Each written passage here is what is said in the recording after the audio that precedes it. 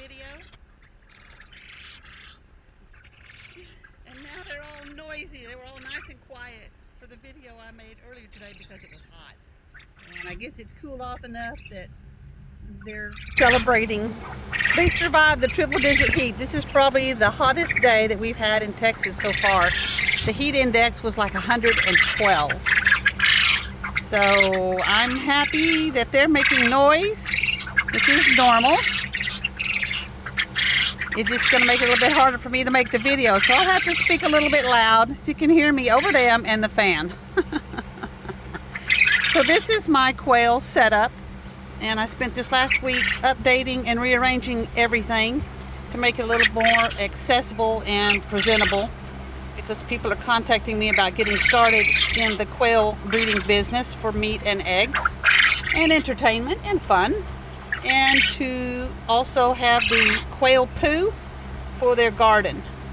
So I'm trying to cover all of these bases at once by just thoroughly going over everything that is involved with growing quail on a large scale. When I say large scale, I mean over 100. I have probably several hundred. I'm guessing 350, almost 400. And they're in 6 main cages.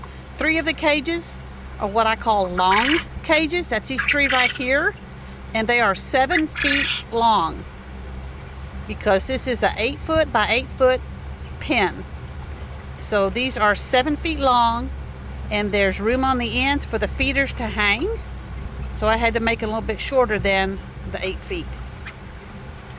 So you can see that I have the water bottles set up with 1-gallon waterers. There is a frozen water bottle inside every single one of these to cool off the water. And every day I take these and put them back in the freezer overnight so that they freeze for about 18 hours. And then I put them back out the very next day. So I'll show you what this looks like on a large scale. This is the waterer on top that does not have the 1 gallon sitting on the side. This is what I do in their pens. I take these large rectangular plastic containers, which are $1.25 at the local Dollar Tree, and then I take another $1.25 1-gallon clear water and burn out a hole in the side so that they can stick their heads through and drink, but they can't get in there and make a mess. Occasionally they will get on top and poop into it, but right now that doesn't seem to be too much of a factor. And I put a frozen water bottle inside the 1-gallon container and on the side. So there's 2 in here. This is not enough to freeze the water by any means, but it's enough to make it nice and cool. And they seem to understand that it helps, because as soon as I put it in here, even if they just drank, they start drinking again. You will also notice that the water is yellow. That's because I put vitamins and electrolytes in it, because I don't want them to get too hot and dehydrate in this triple-digit heat. This is the vitamin and electrolytes plus that I'm using in their water that turns their water yellow. And if you look at it, see all the ingredients, and it's for livestock and poultry. I've used this stuff for probably 25 years on my poultry raising efforts, and it's always done very well. It says you're supposed to mix about 4 ounces in 128 gallons. Well, I do it about twice that much, okay? This is a lot more concentrate than what they recommend, but it's not hurt anything. It seems to be working, so I'm sticking with it. This is one of my short pens. I have 3 pens that are about 60 inches long, and this is the top one. These are the oldest quail that I have. They're about a year old, and I'm still getting a lot of eggs from them. You can see the close-up of the water container here, and that they enjoy getting into it, getting a little bit wet, and then jumping back out.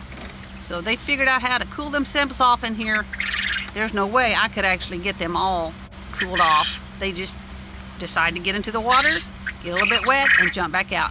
You can see this is the time of day we're starting to get eggs. They've already started laying eggs. This is a small pen of quail that are not related to anything else that I have here. They are totally unrelated. Jumbo brown coturnix to the other jumbo browns that I have here.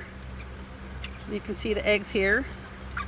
They're starting to lay, and you can also see the water container. They've drank down quite a bit. I've already refilled this once back up to the top, and they've drank it back down again.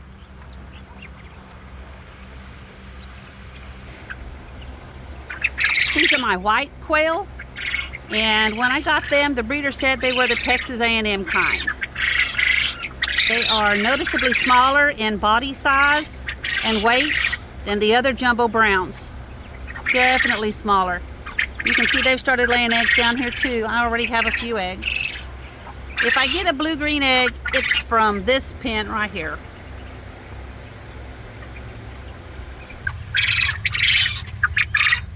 This is my pen of leftovers. These are leftovers from somebody hatching out another breed, and they just gave me whatever was left over on the shared hatch situation that I had. They had 4 GQF incubators full of eggs. They had thousands of eggs being incubated, and I was to get about half of those, and we did kind of a trade out, and so I got some that I don't even know what they are. They might be Tibetan, and there's some other solid whites in here, and there might be a ginger, but these are the leftovers, so I'm not sure exactly what they are. You can see that in this pen, instead of having the big rectangular waterer, all I did was use the 1 gallon, and I burned out a hole and put the frozen water bottle inside. This way there's more floor space on the pen than if I put the big rectangular plastic containers in. This pen is my young jumbo brown coturnix. These were hatched out from the ones above them. These are about 5 weeks old, I'm guessing, and so they have not been sexed out. These are all just straight run, males and females. You can see that their waterers are different also. Because they're a smaller size, I did them this way. It's another frozen water bottle inside a plastic container.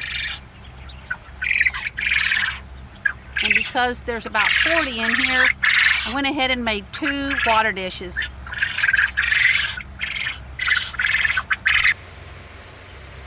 Here you can see that I have a container right at the divider in a pen.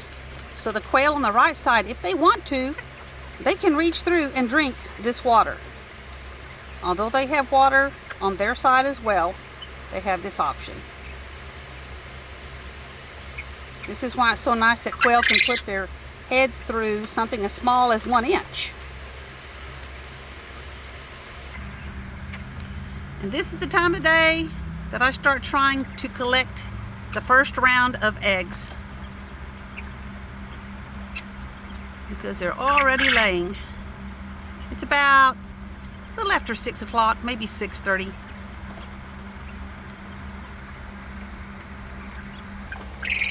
And just in case you're curious, right now it's 99.5 degrees. Wow.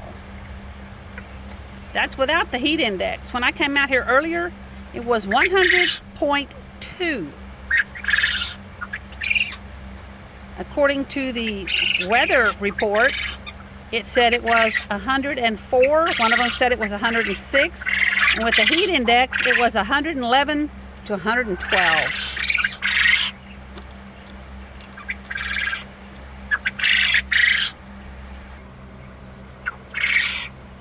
Just for curiosity, let's see if they're hungry at all. Some watermelon.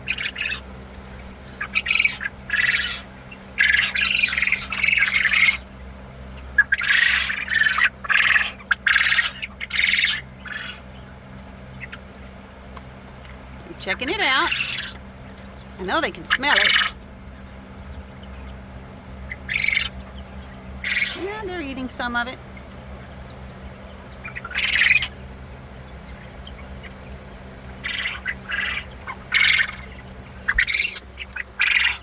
see if there's any eggs in here. I thought I saw eggs. Oh yeah, they're the eggs. Yep.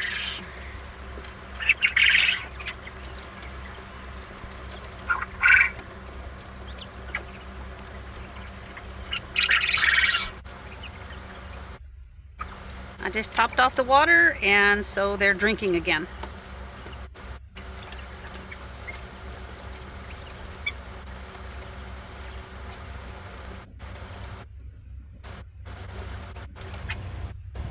How many eggs are here? This is the middle row of quail. 1, 2, 3, 4, 5, 6, 7, 8, 9, 10, 11, 12, 13, 14, 15, 16, 17, 18, 19, 20, 1, 22, 23, 24, 25, 26, 27, at least 27, and there's more down there.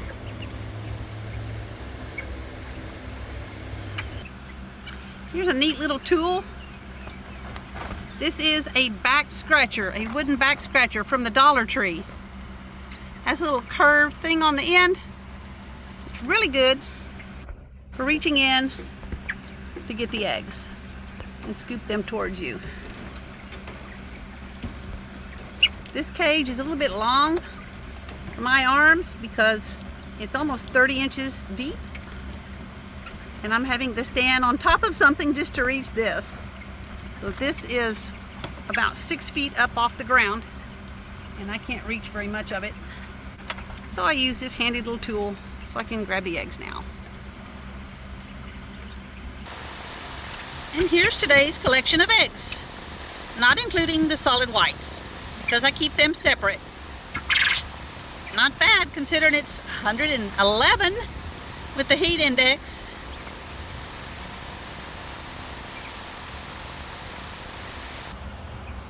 I wanted to show this as a handy gadget. It's just something I figured out by necessity. This is a funnel. It's just a standard oil change funnel like you would use on a vehicle.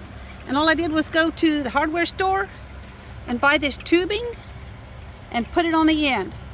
So now I can pour water into the funnel and refill the water without having to open up the cage. How simple is that? When you're done, just take it out. Go to the next cage. Put it in there, pour more water, top it off. This saves having to open the cages so many times just to put water in there. It also saves the water mess, which falls down and makes a muddy mess. Just use a funnel with a piece of tubing.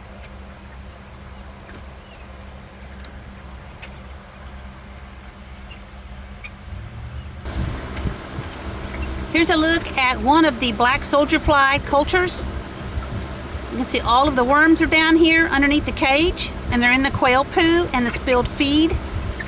So nothing gets wasted. Even the worms can enjoy this. And I will scoop these up and put them in a pie tin, which is shallow, like a dish, and put it in the pen so that the quail can eat these. This is another one of the cultures underneath one of the cages. And this will get fed to them tomorrow.